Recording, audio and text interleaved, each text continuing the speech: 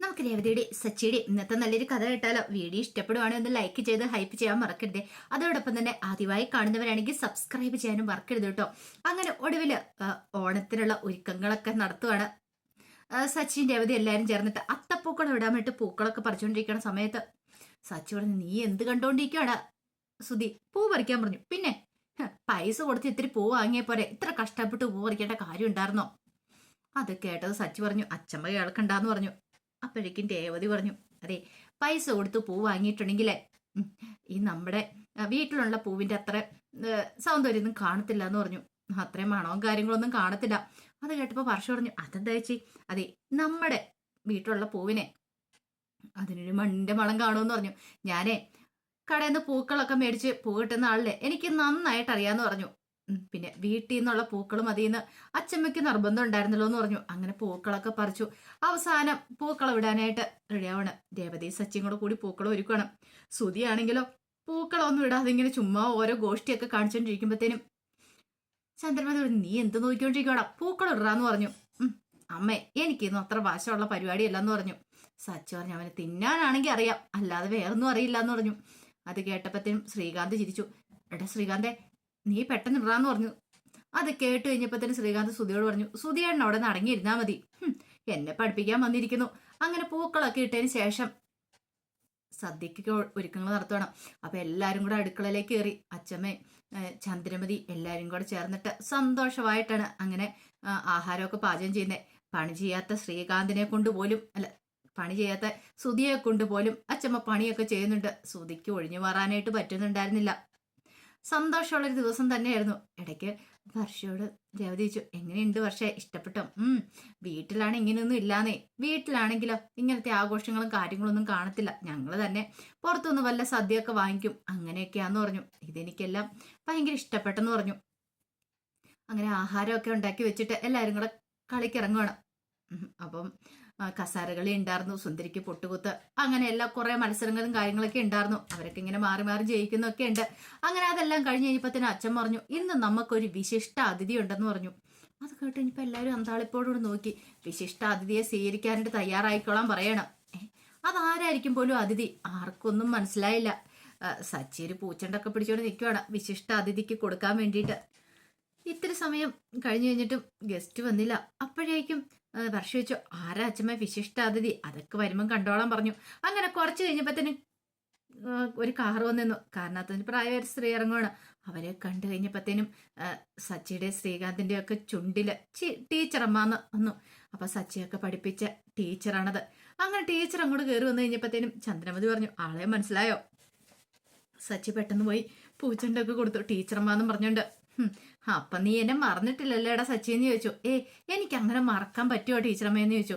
അങ്ങനെ പൂച്ചണ്ടൊക്കെ വാങ്ങിക്കഴിഞ്ഞപ്പത്തേനും ടീച്ചറമ്മ പറഞ്ഞു, പണ്ട് നീ ഇതുപോലെയൊക്കെ തന്നെയായിരുന്നു, ഇപ്പോഴും അതുപോലെയൊക്കെ തന്നെയാണോടാ നിന്റെ സ്വഭാവം? നിന്റെ സ്വഭാവത്തിനൊരു മാറ്റം വന്ന് കാണത്തില്ല. മികച്ച അധ്യാപകയ്ക്കുള്ള അവാർഡ് ഞാൻ വാങ്ങിക്കഴിഞ്ഞപ്പത്തേനും നീ എനിക്ക് ഇതുപോലെ ഒരു പൂച്ചണ്ടൊക്കെ ഒന്ന് ഉണ്ടായിക്കൊണ്ട് തന്നിട്ടുണ്ടായിരുന്നു. അന്ന് എല്ലാരേക്കാളും ഉത്സാഹം നിനക്കായിരുന്നു എനിക്ക് സമ്മാനം തരാനൊക്കെ ആയിട്ട്. അതൊക്കെ നീ മറന്നു പോയിട്ടുണ്ടോന്ന് ചോദിച്ചു. സച്ചി ഒന്നും മിണ്ടിയില്ല. അത് മാത്രമല്ല, മറ്റുള്ളവരെ സ്നേഹിക്കുന്നതിൽ നീ അന്നും മിടുക്കനായിരുന്നു. മറ്റുള്ളവർക്ക് വേണ്ടിയിട്ട് എന്ത് ത്യാഗം സഹിക്കാനും നീ സന്നദ്ധനുമായിരുന്നു. അതൊക്കെ പറയുമ്പോഴത്തേനും സുധിയുടെ മുഖം ഇങ്ങനെ കുനിഞ്ഞിരിക്കുകയാണ്. രേവതിക്കും വർഷയ്ക്കൊന്നും മനസ്സിലായില്ല. അപ്പോഴേക്കും ചന്ദ്രമതി രവീന്ദ്രനെ ഒന്ന് നോക്കി.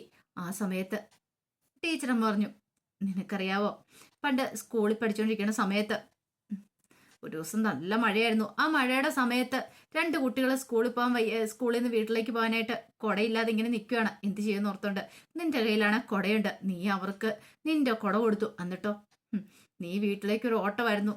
നിന്റെ ആ ഒരു കൊട്ട് പുസ്തകം നീ എന്ത് ചെയ്തു? ഷർട്ടിനിടയിലേക്ക് ഇങ്ങനെ ഒരു പറ്റി ആ നനയാതെ തിരികെ വെച്ചിട്ട് പിന്നെ ഒരു ഒറ്റ ഓട്ടം. അന്ന് മുതലാണ് നിന്നെ ഞാൻ ശ്രദ്ധിക്കാനായിട്ട് തുടങ്ങിയത്.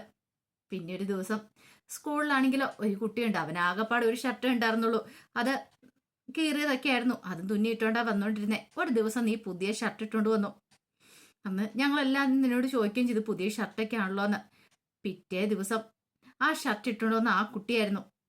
ഞാൻ നിന്നോട് അന്ന് ഇതിനെക്കുറിച്ച് ചോദിച്ചപ്പോൾ നീ പറഞ്ഞു, എനിക്ക് വേറെ ഷർട്ട് കിട്ടും, പക്ഷേ അവന് വേറെ ഷർട്ട് ഇല്ലല്ലോ, അതുകൊണ്ടാ, അവനൊരു ഷർട്ടല്ലേ ഉള്ളൂ, അതുകൊണ്ടാ ഞാനിത് കൊടുത്തേന്ന്. ഇതൊക്കെ പറയുമ്പോഴത്തേനും ടീച്ചറമ്മയുടെ കണ്ണൊക്കെ നിറഞ്ഞു വന്നു. രവീന്ദ്രനും രേവതിക്ക് എല്ലാവർക്കും ഭയങ്കര വിഷമായി. അതുപോലെ നീ മിടുക്കനായിരുന്നു, പഠിത്തത്തിൽ ഒന്നാമനായിരുന്നു, ക്ലാസ്സിൽ ഒന്നാമനായിരുന്നു.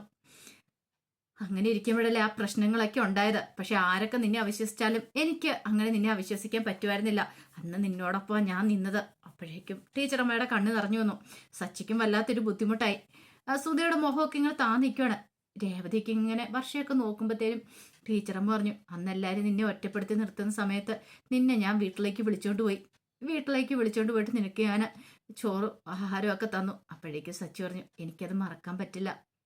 അന്നത്തെ ദിവസങ്ങൾ എനിക്ക് ആരുമില്ലായിരുന്ന സമയത്ത് ടീച്ചറമ്മയായിരുന്നു എന്നോടൊപ്പം നിന്ന്. എല്ലാവരും എന്നെ മാറ്റി നിർത്തിയ സമയത്തും ടീച്ചറമ്മ എനിക്ക് താങ്ങും തണലുമായിട്ട് നിന്നു. അതെ, ആരൊക്കെ എന്തൊക്കെ പറഞ്ഞാലും നിന്നെ എനിക്ക് അവിശ്വസിക്കാൻ പറ്റിയില്ല.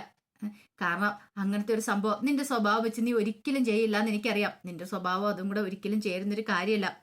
അതുകൊണ്ട് നിന്നെ എനിക്ക് നന്നായിട്ട് അറിയായിരുന്നു. അതുകൊണ്ടാണ് നിന്നെ ഞാൻ ചേർത്ത് പിടിച്ചത്.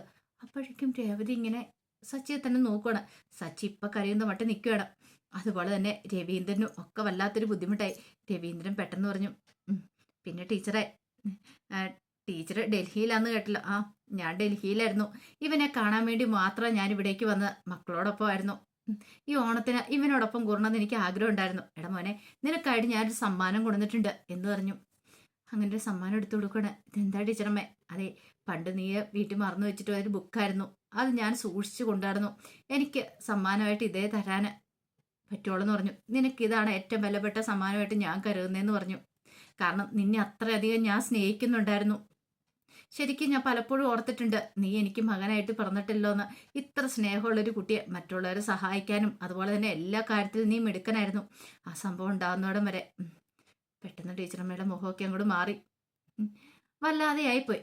ഇനിയിപ്പോൾ അതിനെക്കുറിച്ചൊന്നും പറഞ്ഞിട്ട് കാര്യമില്ലോ. അപ്പോഴേക്കും സച്ചി പറഞ്ഞു, ടീച്ചറമ്മ വേറെന്തൊക്കെയുണ്ട് വിശേഷങ്ങൾ?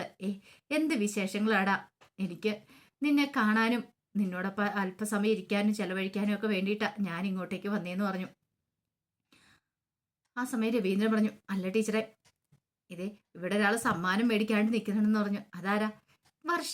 അപ്പോഴേക്കും കലാവതി അച്ഛൻ പറഞ്ഞു, ശ്രീകാന്തിന്റെ ഭാര്യ ആണോ? എനിക്ക് സമ്മാനം കൊടുത്തേക്കാന്ന് പറഞ്ഞു.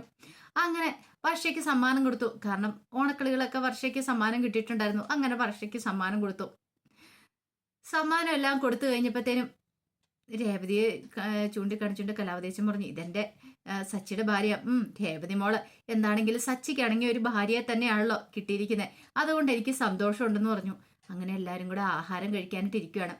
ആഹാരം കഴിക്കാനിരിക്കുന്ന സമയത്ത് രേവതിയുടെ മനസ്സിൽ പല പല ചിന്തകളായിരുന്നു. ഒരു പക്ഷേങ്കിലും പണ്ടത്തെ ആ സംഭവത്തെക്കുറിച്ച് ടീച്ചറമ്മയ്ക്ക് അറിയാം. ടീച്ചറമ്മയുടെ മനസ്സിൽ അതുണ്ട്. അതെന്താ ഏതാന്ന് ടീച്ചറമ്മയോട് ചോദിച്ചാൽ ചിലപ്പോൾ അറിയാനായിട്ട് സാധിച്ചിരിക്കും എന്നൊരു ചിന്ത. അപ്പൊ എല്ലാവർക്കും അറിയാവുന്ന കാര്യമാണ്. ടീച്ചറമ്മയ്ക്ക് അതിനെക്കുറിച്ച് വ്യക്തമായിട്ട് അറിയാം. അങ്ങനെ ആഹാരം കഴിച്ചുകൊണ്ടിരിക്കുന്ന സമയത്ത് സച്ചിക്കാണ് ആഹാരം കഴിക്കാൻ പറ്റുന്നുണ്ടായിരുന്നില്ല. ടീച്ചറമ്മയുടെ ഇടവും വലവുമായിട്ട് സച്ചിന്റെ അവധി ഇരിക്കുന്നത്. അപ്പോഴേക്കും ടീച്ചറമ്മ ചോദിച്ചു, എടാ മോനെ, നീ എന്താ ആഹാരം കഴിക്കാത്തതെന്ന് ചോദിച്ചു. പണ്ടത്തെ പോലെ തന്നെയാണോ ഇപ്പോഴും? രേവതി മോളെ, ഇവൻ ഇപ്പോഴും ആഹാരം കഴിക്കാൻ മടിയാണോ എന്ന് ചോദിച്ചു. രേവതി ഇങ്ങനെ നോക്കുവാണ് സച്ചിയെ. സച്ചി ഒന്നും മിണ്ടാതിരിക്കുക. പണ്ട് സ്കൂള് വന്നു കഴിയുമ്പോൾ ഇങ്ങനെയായിരുന്നു, ഇവൻ ആഹാരം കഴിക്കാതെ ഇങ്ങനെ ഇരിക്കും. ഒടുവില് ഒരു ദിവസം ഞാൻ ഇവന്റെ അടുത്ത് ചെന്നിട്ട്, എന്താടാ നീ എന്നെ ആഹാരം കഴിക്കാതിരിക്കുന്നേ? ഒന്നും മിണ്ടിയില്ല. ഒടുവിൽ ഞാൻ ഇവന് വാരി കൊടുത്തു. പിന്നെ അത് പതിവായി, ഞാൻ വാരി കൊടുത്താലേ ഇവൻ കഴിക്കുള്ളൂ. കുഞ്ഞി പ്രായമല്ലേ, എല്ലാ ദിവസവും ഉച്ചയ്ക്ക് ഞാൻ വാരി കൊടുക്കും. പിന്നെ ഇനിയിപ്പോൾ എനിക്ക് എന്തെങ്കിലും കാരണത്താൽ വല്ല വയ്യായികം ഒന്നും വരാൻ പറ്റാതിരിക്കുവാണെങ്കിൽ പോലും ഞാൻ ഉച്ചയ്ക്ക് ഇവൻ്റെ അടുത്തേക്ക് വരും സ്കൂളിലേക്ക്. ഇവന് ചോറ് വാരി കൊടുക്കാൻ വേണ്ടിയിട്ട്. അത് വാരി കൊടുക്കുമ്പോഴത്തേനും ഇവന് ഭയങ്കര സന്തോഷമാണ്. ഇവൻ നന്നായിട്ട് വാങ്ങിച്ചു കഴിക്കും. ഒരു ദിവസം എൻ്റെ കണ്ണൊക്കെ നിറഞ്ഞിരിക്കുന്നുണ്ടപ്പോൾ ഞാൻ ചോദിച്ചു, എന്താണ് മോനെ, നിനക്കിത് എന്ത് പറ്റിയെന്ന് ചോദിച്ചു. ഒന്നുമില്ല എന്ന് പറഞ്ഞു. നിന്റെ അമ്മ ഇങ്ങനെയൊന്നും വാരി തരാറില്ലേന്ന് ചോദിച്ചു. അതിന് ഇവനൊന്നും മറുപടി ഒന്നും പറഞ്ഞില്ല എന്ന് പറഞ്ഞു. അത് കേട്ട് കഴിഞ്ഞപ്പോഴത്തേനും രവീന്ദ്രൻ്റെ കണ്ണൊക്കെ നിറഞ്ഞു വന്നു. ചന്ദ്രമതി ഇങ്ങനെ നോക്കുവാണ് സച്ചിയെ ഒന്ന്. സച്ചി ഒന്നും മിണ്ടാതിരിക്കണം. രേവതിക്കും കണ്ണൊക്കെ നിറഞ്ഞു വരുന്നുണ്ടായിരുന്നു. കാരണം ആ പറഞ്ഞതിന്റെ അർത്ഥം രേവതിക്ക് മനസ്സിലായി. അന്നൊന്നും ചന്ദ്രമതി തിരിഞ്ഞു പോലും നോക്കുന്നുണ്ടായിരുന്നില്ല സച്ചിയെ സച്ചിക്ക് ചോറ് വാരി കൊടുക്കുക, സച്ചിയുടെ കാര്യങ്ങളൊന്നും നോക്കത്തില്ലായിരുന്നുള്ള കാര്യമൊക്കെ രേവതിയോട് സച്ചി പറഞ്ഞിട്ടുണ്ട്. സച്ചിയുടെ ഏറ്റവും വലിയ ആഗ്രഹങ്ങളിൽ ഒന്നായിരുന്നു അമ്മ തന്നെ ചേർത്ത് പിടിക്കണമെന്നും തനിക്ക് ആഹാരം വാരി തരണമെന്നും ഒക്കെ അല്ലേ. അതൊക്കെ ഓർത്ത് കഴിഞ്ഞപ്പോൾ രേവതിക്കും ഭയങ്കര വിഷമമായിരുന്നു. അപ്പൊ അതിന്റെ കഥകളൊക്കെയായിരുന്നു കാണുന്നത്. അങ്ങനെ ടീച്ചറമ്മ വന്നതോട് കൂടിയിട്ട് കഥകളൊക്കെ അങ്ങനെ മാറി മറിയാണ്. ഇതിന്റെ ബാക്കി വിശേഷങ്ങളുമായിട്ട് വൈകുന്നേരത്തെ പ്രമോയി വരാട്ടോ. ഒരിക്കൽ കൂടി എല്ലാവർക്കും ശുഭദിനം നേർന്നുകൊണ്ട് നിർത്തുന്നു.